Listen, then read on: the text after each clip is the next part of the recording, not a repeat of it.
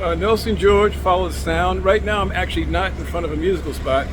I'm in front of a soup space, which those of you who followed Seinfeld will know who this guy is. I'm not going to get too much into him. He's famous on his own right. But down the block from where the soup Nazi did his business was another place that I was much more interested in.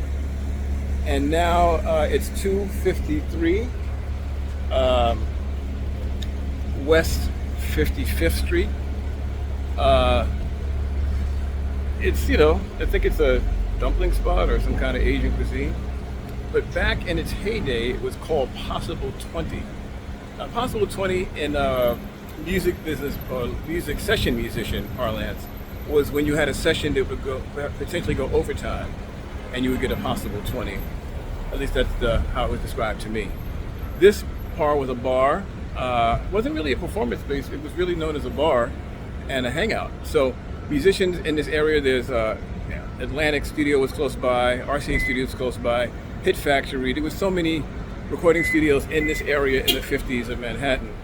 So that in between sessions, whether you're doing jingles or you might have done a commercial or a short recording session, demo session, whatever you were doing, this is your hangout. People would call back in the days before everyone had beepers. You gave the number of the bar, is so and so here. I need them for a gig, possible 20, or a 10-10, whatever phrase they used back then. Everybody, so you could come in here on a day or in the night. And Phyllis Hyman lived a couple of blocks away on 7th Avenue. She'd come in here for a drink. Ruben Blades, the great salsa star, Hank was a regular here. Jaco Pastorius, the innovative bass player, was a regular here. Grady Tate, one of the finest session cats in New York, was a regular here.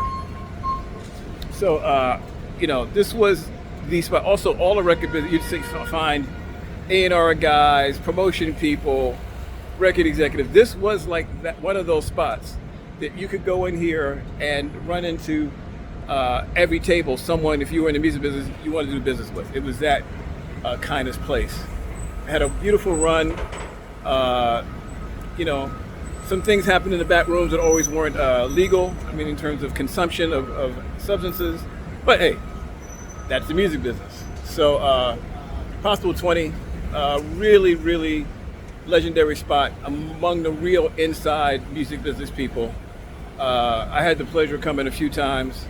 I could have done entire columns when I was at Billboard just hanging out here day to day. 253 West 55th Street.